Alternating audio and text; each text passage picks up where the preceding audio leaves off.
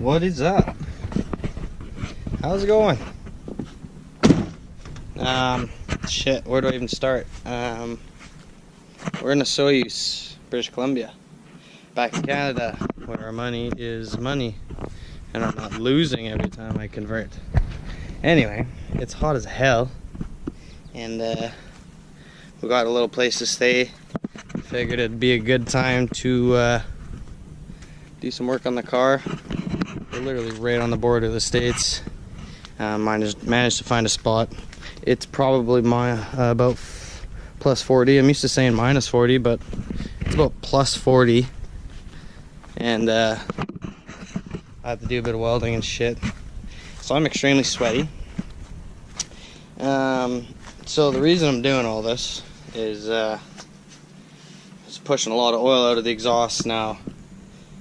There could be some funny things going on with how I routed my catch can as well, so I modified that a bit, and we managed to score ourselves a new turbo. So we'll just start with this old one first. So this is a whole set, HX35, unknown mileage. This would be off like a, I'd say like a 99 or like a 2000 Cummins. So there's not a whole lot of shaft play, but it does move back and forth. What I noticed was happening, as you can see, is it was literally pushing oil. Better view for you guys. Bear with me. This thing's pretty heavy. It was literally pushing oil past this turbine, which is probably hard to see, but inside here, just pooling oil, like puking out the back, puking out my exhaust. It's been a good turbo. I don't know the mileage of it. I don't know if it needs a rebuild. I don't know if the seals are gone. I don't know if it was maybe my catch can routing or what the hell's going on, but I had a lot of oil coming through the exhaust. So on the diesel forums, they had stated that they've seen Cummins do this. So I just assumed that the seal on this turbo needs to be replaced. So shout out to CX Racing, and shout out to all the drift guys actually down there. There's a really good crowd. There's a good group of people willing to help out, and I managed to get a spot where I could get a turbo ordered. I didn't pay for it. Didn't buy car parts in the States, of course not. But we did manage to get another turbo. So this is just an eBay style Chinese replica of a whole set HX35W. Now you're probably wondering, why are you cheaping out? Why wouldn't you get a real thing? Well, number one, I'm hella broke. Number two, why not? Bang for buck, $200. I mean, this thing's supposed to be budget build besides the ECU, the brains of it, but I mean everything else is literally homemade and Frankenstein to hell. So what the hell? Let's put a Chinese turbo on here and see what it does. What I like about this is absolutely no shaft play. They test them. They come with all the testing papers and new gaskets and stuff. Like I was saying before, thought my GoPro died. We got 22%. As I said before, I had to do a bit of welding. We are externally gated, as you can see, so that shoots out the hood. Sorry, I'm a one-man army here. Because we are externally gated, I just tacked this closed. I have my ESAB Rebel, but we're staying at somebody's place and they keep popping their breakers, so I literally just tack welded it with my stick. Literally just this valve, or this, I don't even know what the hell you want to call it. This is usually the internal wastegate, and this would open so you don't get any compressor surge, air going back in through this. So I welded that bastard shut, or at least tacked it. I'll weld it better later, but not a huge concern. This thing will open up and let all that excess pressure out. So tack that on.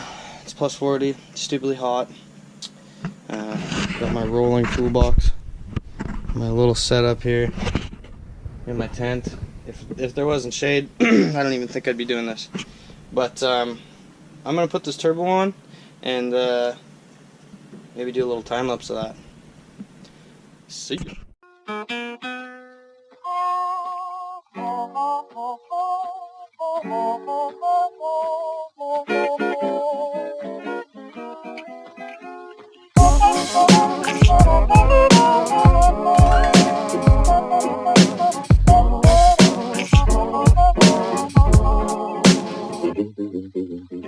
Puts me so much trouble, it's not my fault. All this I also lost my friends, I lost my baby. That was smoking crack only today. Want to change, he wanted it, so I could give it a try. Well, I to feel.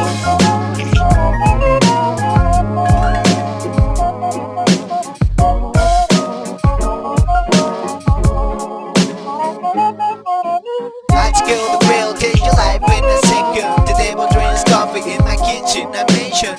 Eating every song, I just wanted to go away. You decide to stay in the well. I want to be forgiven, I don't like this kid for money. Sorry I was scared, you're not the way it feels. Like to sleep with it for someone to come in and kill you. The final thing is that now I'm not afraid of anything. Cause they're gonna kill anyone that feels so powerful. They check by you and read your skin up, everything is confusing. You will be good, but you will be more. You will be good, but you will be more. You will be good, but you will be more. Alone every day, it is a praise of pleasure.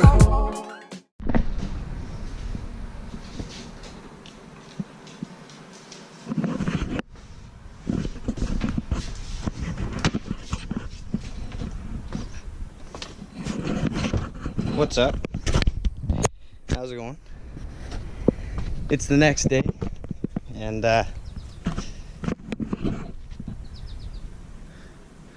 fantastic views. I was telling you about that heat. It gets super friggin' hot during the day, so we ended up going to the lake for a bit. And turbo's in. Got a chance to wash the car. Clean up the engine bay a bit. And that turbo does look pretty fancy. Nice and new and clean. Install went pretty smooth. I had to fight with these bolts a little, but install went pretty good. Rerouted the clutch, or the oil catch can a bit, using the hoses and shit that I have. So that should give me a bit more crankcase ventilation. This freaking thing kept popping off, so this is a new tube. Yeah, a couple little things, but yeah, turbo's in there. It's all nice and clean.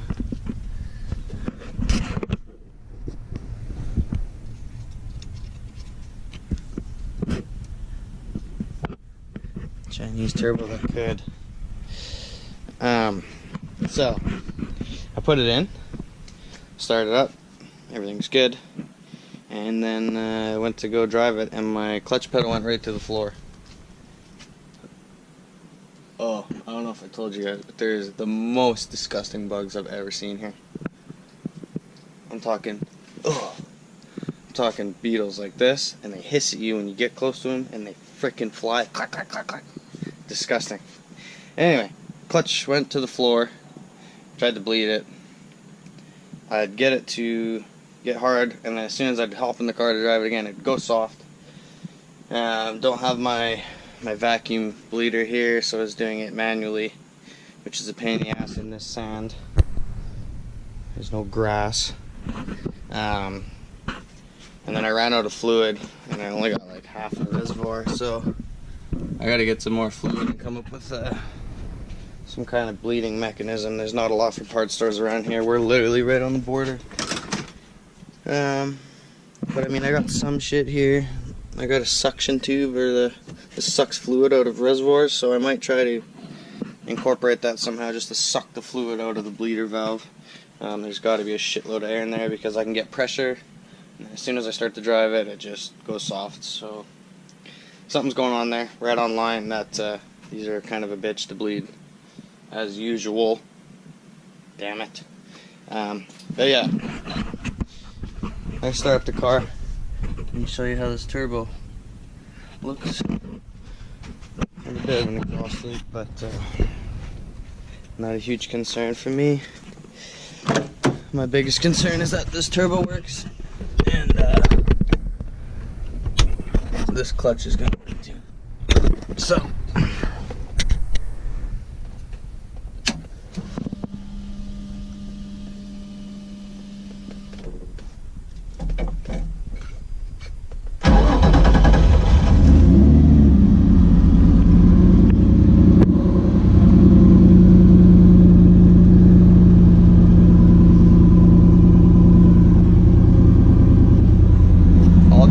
gauges, you know, car's working, it's alive, no more oil.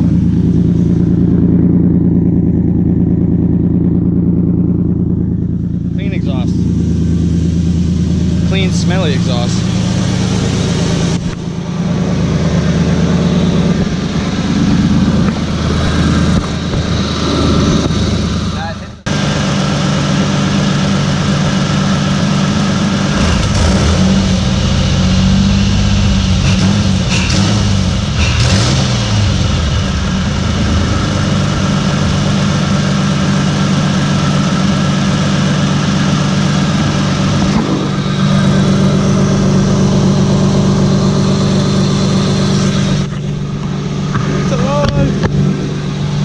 No oil leaks too. I'm gonna try to find myself some brake fluid. Good old 7-Eleven might even have to do, and get this car for a test drive. Look at the cobwebs in here. There's gotta be some kind of nasty ass bug living in my car. Freaking bugs around here, disgusting. Anyway, stay tuned. I'm gonna go get some brake fluid. Went to a place called Lordco. There's no auto values or anything around here, but they seem to have everything you need if you have a hot rod or even just service on your boat, whatever the case may be. They had the same bleeder kit that I have in my shop. It was about 60 bucks, and I don't know, not working for a month while I travel isn't really financially stable, but I figured I could at least spare $20 on this. This is a kind of a fluid transfer, pump up tubes, do everything kind of pump. And I jimmy rigged it, so we're gonna suck from the bleeder valve and just discharge out of this tube. I think that'll work, and we can bring it to the beach and blow up our floaties, and it'll be decent to have something like that in my portable garage. Anyway, fluid looks kind of milky anyway, it's kind of gray color. We're gonna suck it out into that and replace with some new .4 brake fluid. I hope that fixes my issue, because I want to drive my car. So I'm gonna get started on that, and put some more of this in there. Lucas. I have no preferred oil brand. Whatever's got the best bang for the buck. Anyway, let's get to it. Alrighty, so that little bleeder thing does work, but it didn't fix my problem. A little story here. You remember all the clutch and flywheel issues, I think probably 3 episodes ago now. I'm struggling to get the car to start. Anyway, I had my tranny in and out a million times, and it just clutch never really felt right since then. So bought that bleeder, figured I could bleed it. Maybe there's just air in the system, because I could bleed it, drive it, and then 3 hours later the pedal would be dead. And then even as I was driving, I could feel it get worse and worse. So I thought maybe I just had air in the system. It's a really simple system. It's just one line, maybe I don't know, 2 feet long hose. That's it, hard line. There's really not a lot that can go wrong. I took it all out, cleaned it all up, reinstalled, still doesn't work. So my next guess is the master cylinder is toasty, because I can hear almost like a whooshing air getting past the seal inside the master cylinder, which is on the firewall, and that's for the clutch. You'll get a bit of pressure, and then all of a sudden it just goes, you'll see the fluid go up and down. Anyway, I called this Lordco auto place where I got the hand pump bleeder from, and to my surprise I can get one in for $39, so that'll be in tomorrow, and we'll pick that up and kind of pick up from there. Hot August Nights, hosted by Drift Evolution, is coming up. So this is kind of just a prep for the 4-day event that's going to be happening. So bear with me with working on the car. I know it's a lot of talking to the camera, but it's kind of part of it. Anyway, there's a bunch of fires going on around here. My smashed ass window. And the sky's kind of hazy, it's kind of eerie, but with the heat, I don't know, it's always like this, but the humidity is just insane. Like, I'm constantly sweating, but still gotta get that car done. So stick with me. I'm gonna kill the rest of the day. Part won't be until tomorrow, and we'll pick up then. Adios. It's about 9 in the morning. I just got my part. Can you believe it? Nice and new for only $39.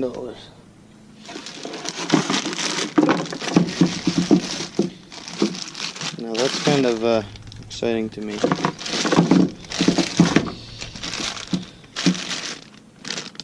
So we'll go ahead and drain the fluid out of this old one, which is probably as old as me. It does have Nabco Japan on it, so it's probably just old as shit. $39, can't really go wrong. Drain the fluid out of that, put the new one on, and I pray to the Lord that fixes my clutch issue. So I'm going to get my sweat on because it's always friggin' hot here, and slap that in. Imagine that.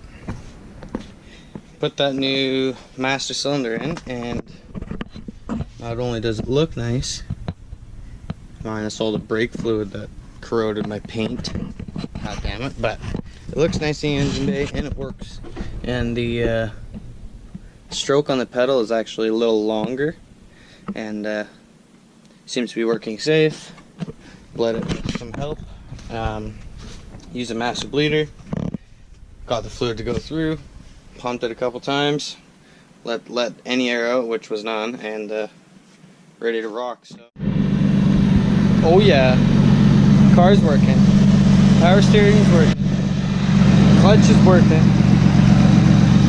Got an exhaust leak, but I don't care because it's working. Gave it another bath. That freaking brake fluid is so corrosive, it just eats through everything. So sprayed her down again. We're on the road, so the car is kind of full of shit all the time, so I don't really have a good place to wash it until I get a little bit better situated. So for now I'm happy, and I still got to break in that turbo a little bit, so trying to drive it around a bit. The problem is that I have insurance on it, but no registration. I have no front bumper, I have no front headlights, I have no airbags, I have no seat belts, I have no hazard lights, I have no speedometer, I have no fuel gauge.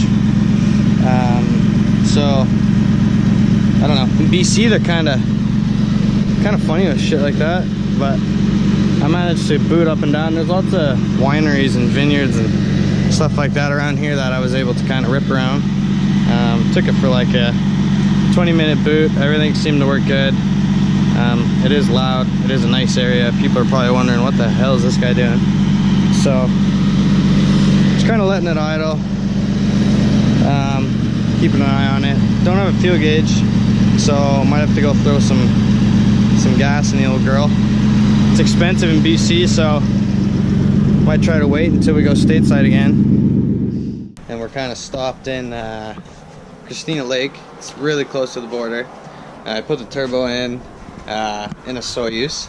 That little setup I had there, you can see in the picture I posted on my Instagram. It was hot as hell, but I had the tent set up, and we got the new master cylinder and the turbo on, and a bit of different vacuum setup for the catch can. So car's running good, but we saw this massive rig drill by last night, and I said to Sarah, I was like, I bet you they got cars in there. Little did we know, they're looking for a place to stop, and he swung by and asked if he could stay here. So he's got a couple cars, and we'll show you those cars, and after that we'll be on our way to Reno. Let you guys take a look at these. These are pretty sweet.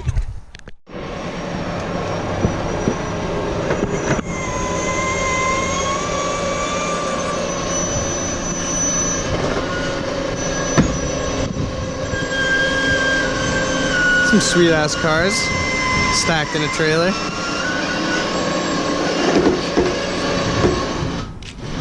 Oh yeah, that is pretty badass.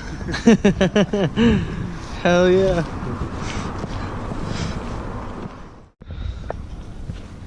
Yeah.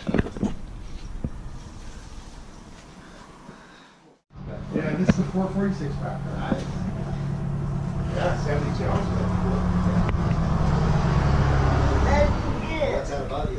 GT500? 4 GT, yeah. Yeah. Oh my goodness. Which one is that? Is there another trailer? No, that's just the motorhome. Yeah. Yeah. Oh my goodness. There we go. So that's all for this episode. Unfortunately, I did them a little backwards. That was all the prep for Reno. That was done in a Soyuz, and then we stopped in Christina Lake before we headed stateside, and that's where we saw Ken and those sweet cars. So thanks to him for letting us check those out. Make sure you guys like and subscribe. Just want to say thanks for watching, and be bringing you guys more content.